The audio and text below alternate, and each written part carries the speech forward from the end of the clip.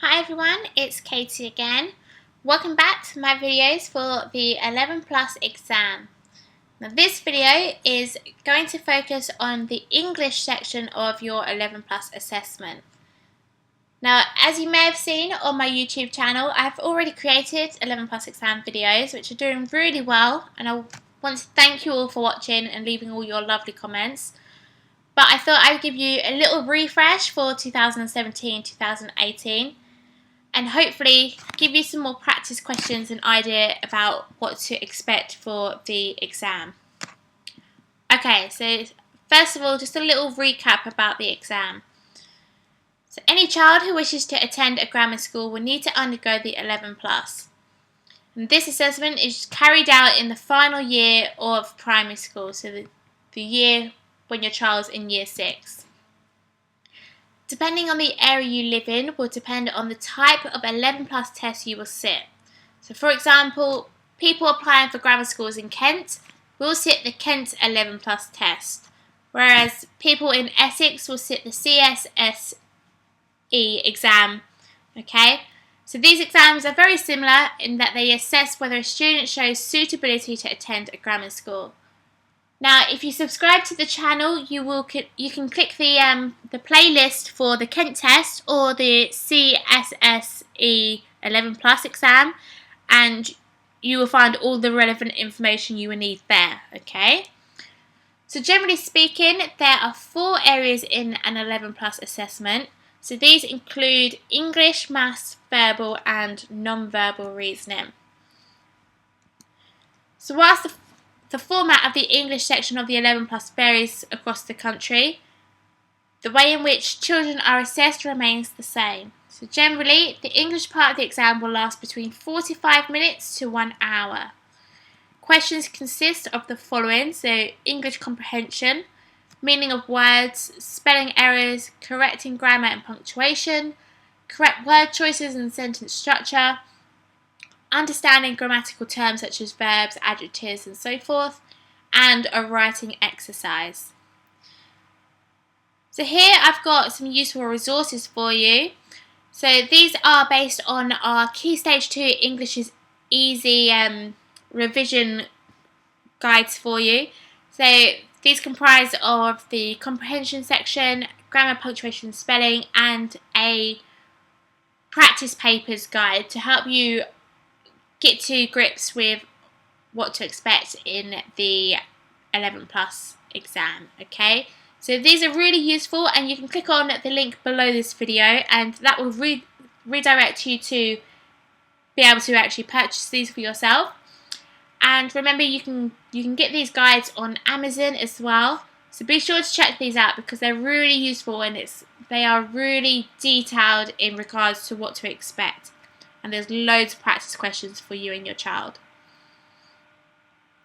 Again, we've also got some resources if you're applying for Kent grammar schools. As you can see here, they're all broken up into different sections again. And I've also provided this link below this video, so feel free to check that out once you've finished watching my video. Okay, so first of all, we've got the comprehension section. Difficulty level for the comprehension section of the English part of the 11 Plus will vary from county to county. The passages given in the exam can be of fact or fiction. Sometimes extracts from classic books such as Dickens and Orwell will be used. This is often seen in the CSSE Essex 11 Plus. And I do have some videos on the Essex 11 Plus, so remember to subscribe to the channel, hit the playlist button and select the Essex 11 Plus. Although the language in the text might be slightly different to what children are used to, this is a great way to assess their level of understanding when reading through a text they've never encountered before. Children should read through the entire passage before attempting the questions. Although it's important to read through the passage thoroughly, you need to keep an eye on the time. Underlining keywords and phrases is often a clever way of visually seeing what information from the passage is important. Within the passage, numbers may appear for each line, so this helps children locate specific parts of the passage in a much quicker way. So be sure to make the most out of these numbers in order to save on time. Once the passage has been read, begin answering the questions. You should have a rough idea whereabouts in the passage the question is referring to. The most important thing to remember in comprehension exercises is that the answer can always be found in the text. The wording in the question may be a little different, but the answer is always hidden in the text somewhere, which is why it's important to read through the whole passage carefully. So here is an example. So as you can see, we have got 4 paragraphs, and I will read these to you, and then you will have some practice questions after. Okay, so pay attention to what I'm about to say. Make some notes if you want to, so you can quickly pause the video as I'm talking, and then there will be some practice questions for you after. So paragraph 1.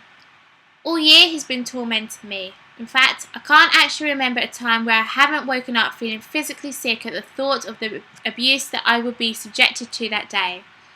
Even at the weekend, the thoughts spiraled endlessly through my mind about the things he had said to me that week, to everyone else around me. The humiliation. Paragraph 2.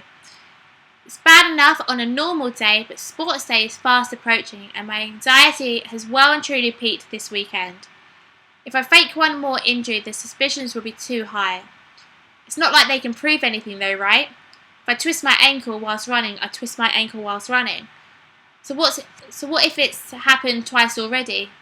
In reality, the law of probabilities doesn't actually make it any less likely to happen this time around, just because it's happened before. As a matter of fact, it might actually be more likely because clearly I have some kind of functional problem with my left ankle. I should probably get that checked out. Paragraph 3. The thing is, I'm just way too much of an awkward person to do it again. I'm not a good liar. I know I'm not. As soon as I've made my claim, I get so extraordinarily paranoid that someone might see me walk normally for one step or question me just a bit too much to the point where I end up giving in and ashamedly admitting to exactly what it is I've done. Then he'd abuse me even more. I wouldn't hear the end of that. Paragraph 4. The words don't come out the same way when I'm lying. It's like as soon as I start, people gain this unnatural ability to be able to see right through me. I become transparent. They start piecing together all the reasons why I might be faking it, one in particular, and that's when the doubt comes creeping into their minds.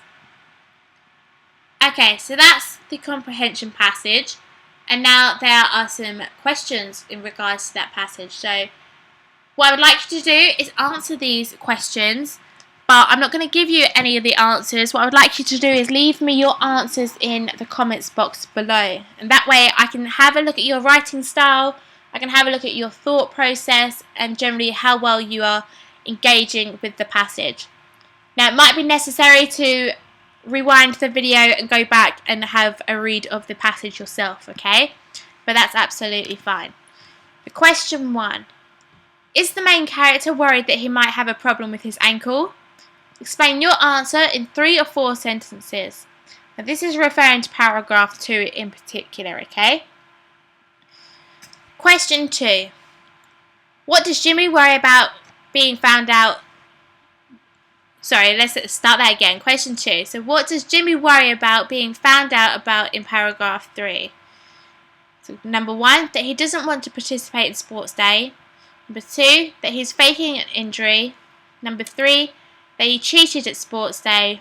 Or number 4, that he is an awkward person. Question 3, find an example of alliteration in paragraph 3.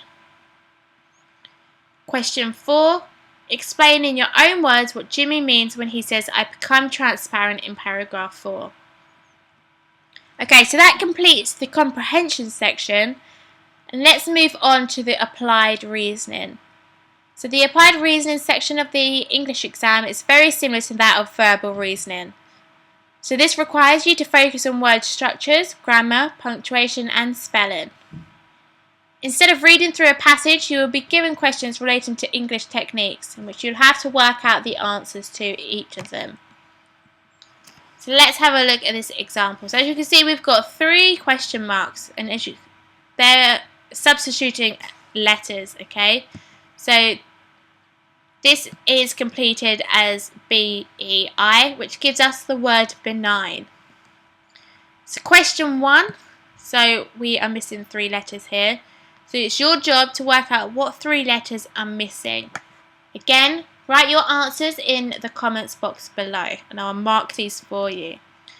Question 2, so we've got question mark, CKER, question mark.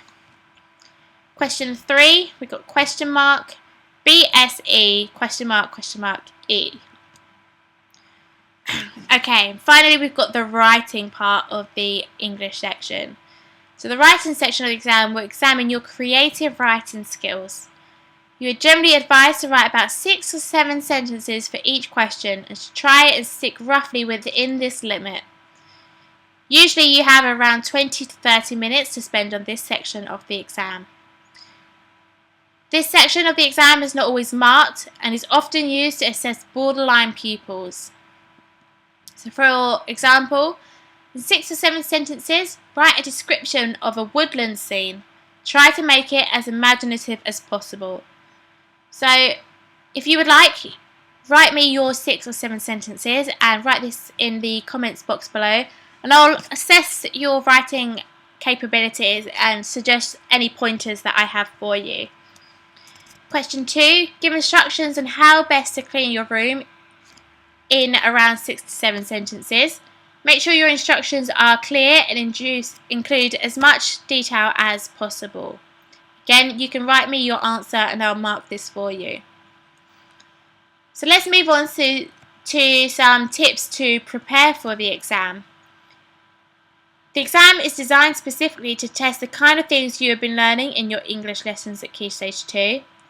So it's important to brush up on all the key skills you've been working on at school, as well as trying your hand at some example practice questions.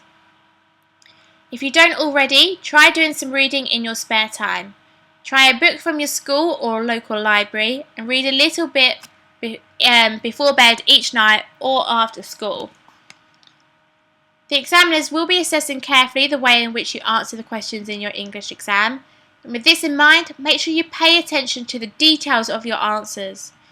Try and take care to ensure that they are clear and accurate as possible.